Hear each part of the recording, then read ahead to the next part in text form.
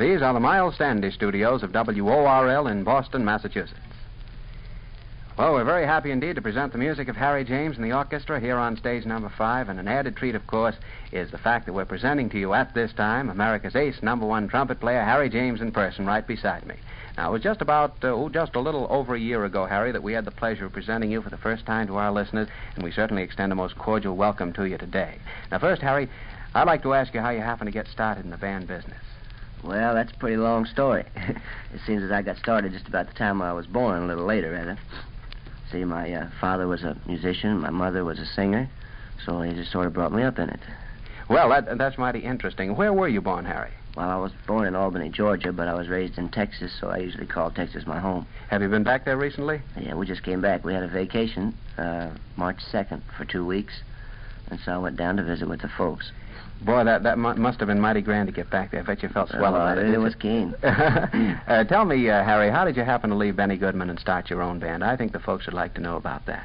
Well, I don't know. When you're with a band like Goodman, there's only one way to go for advancement, and that's to have your own band. You're right at the top there, and that's about the only alternative, isn't it? Well, this is something that perhaps our listeners might be interested in knowing. When I visited you at the Southland the other night, I noticed that you have another talent. Yes, members, Harry James puts down his trumpet and gives forth very ably at the drums from time to time. How did you happen to hit on the percussion department? Well, that happened to be my first instrument. So when I was a child, I wanted to play drums, and although my dad wanted me to be a trumpet player, he still didn't say anything. He just said, all right, go ahead and play the drums, and then when you get tired, I'll teach you trumpet.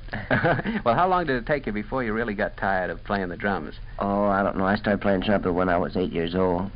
My dad started teaching me then, and once I started on trumpet, I never thought anything more about playing drums. Well, now, here's a question that might catch you a little bit unawares, Harry. You must have had some experience, either amusing or maybe embarrassing, that our listeners would be interested in hearing.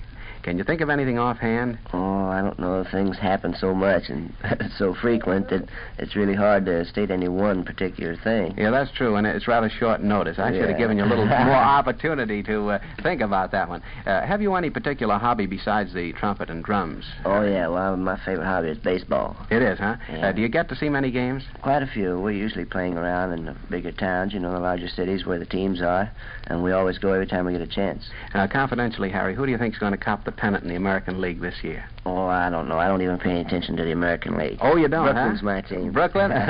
Maybe you're here in Beantown, and the Bees, too, are well thought of. Yeah, I know that. Well, anyway, every man to his own choice, naturally. What advice, finally, would you give our listeners, Harry, who might want to get started in the band business and perhaps have a band of their own eventually? Well, I don't know. It's a pretty hard business because there are so many bands. Especially nowadays, there are more bands than there ever has been. And it's really a pretty tough racket. I mean, it's pretty hard to get started. But I think anybody that's really got something on the ball, I mean, if you have anything really outstanding in music, I think you'll do all right. Because there's always room for something new. Well, that's mighty good advice, Harry, and thanks for giving it to all our 920 Club listeners. And now, before you leave, Harry, I'd like to tell you something about our 920 Club since the time you were here last.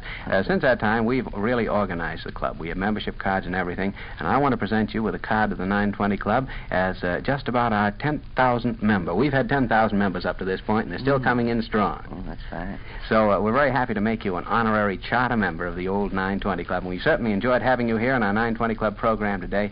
And we certainly wish you the very best of luck and success. And, folks, don't forget that Harry James and his orchestra are now playing at the Southland, that grand night spot on Warrenton Street in downtown Boston. We hope that all you loyal 920 Club listeners will make a point of dropping in and enjoying his very swell music before he leaves Boston. And, by the way, Harry, aren't you appearing at the Cray Music Store tomorrow afternoon to do a little autographing and stuff? That's right. About 3 o'clock, I think it is. Yes, around 3 to 3:30 tomorrow afternoon. So, members, go down and say hello to Harry. I know he'd be very happy to have you come in and say hello to him.